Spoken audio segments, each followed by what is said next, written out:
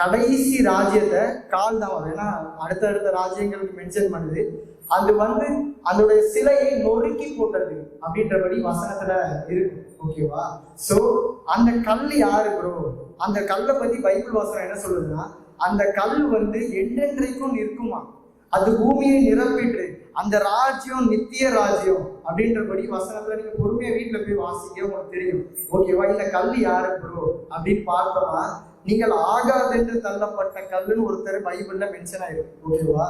அதாவது எதுக்குமே காம்ப்ரமைஸ் பண்ணாம இதான் சத்தியம், இப்படி வாழ்ந்தாதான் பரலோகம் வருவேன், இல்லாட்டி வர முடியாது, காணிக்கை கொடுத்தனா இயேசுநாதரை கரெக்ட் பண்ண முடியாது, நீ சத்தியம் இப்படி இப்படி அப்படி ஒரு வாழ்க்கையை வாழ்ந்துக்காதனால அவங்கள ரிஜெக்ட் பண்ணாங்களே. இன்னைக்கு அதனால தான் நம்ம வந்திருக்கிறோம். இயேசுவை கொலை செய்த நாள் இந்த ஆகாதென்று தள்ளப்பட்ட கல் ஒரு நாள் என்ன செய்யணும்னா, இந்த எல்லா ராஜ்யங்கள், ஓகேவா, அதுல ஒரு 5 விதமான ராஜ்யங்கள் எதுவும் சொல்லியிருக்குது, அதை நொறுக்கி போட்டது அந்த கல்லே என்றென்றைக்கும் நிலைத்திருக்கும்ன்றபடி வசனம் சொல்லுகிறது. ஓகேவா?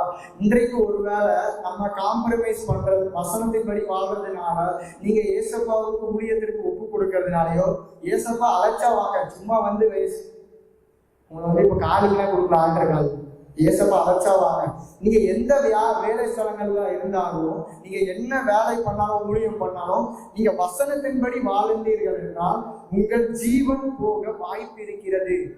நீங்க வசனத்தின்படிதான் வாழுங்க, காம்ப்ரமைஸ் எல்லாம் பண்ண முடியாது அப்படின்னு சொல்றீங்கன்னா உங்களை ரிஜெக்ட் பண்ணுவாங்க. ஏசப்பா அப்படித்தானே ரிஜெக்ட் பண்ணாங்க. இது ஆகாது என்று தள்ளப்பட்டாங்க. கரெக்ட் தானே? தோட்டத்திற்கு புறமே கொண்டுட்டாங்க. கரெக்ட் தானே? சோ அந்த மாதிரி உங்களுக்கும் செய்ய வாய்ப்பு இருக்கிறது.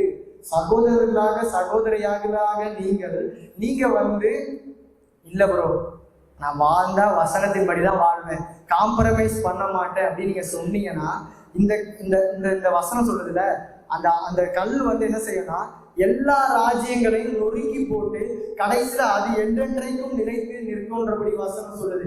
அதே போன்று இன்னைக்கு உபத்திரவத்தை வசனத்தின் நிமித்தம், நீதி நிமித்தம் நீங்க துன்பப்பட்டீங்கன்னா பரலோக ராஜ்யம் உங்களுடையதுன்றபடி வசனம் இருக்குது. அதே போல இன்னைக்கு நான் வசனத்தின்படிதான் வாழ்வேன், எனக்கு மரணமா இருந்தாலும் ஜீவனா இருந்தாலும் பட்டயமா இருந்தாலும் என்ன வேற எந்த காரியங்களா இருந்தாலும் கிறிஸ்துவின் அன்பை விட்டு என்னை பிரிக்காதுன்னு இயேசுவுக்காக நம்ம என்னைக்கு வைராக்கியமா இருக்கிறோமோ அன்னைக்கு தேசப்பா அடுத்த தேசத்தை நம்ம கொண்டு அசைப்பார் என்பது 100% உண்மை.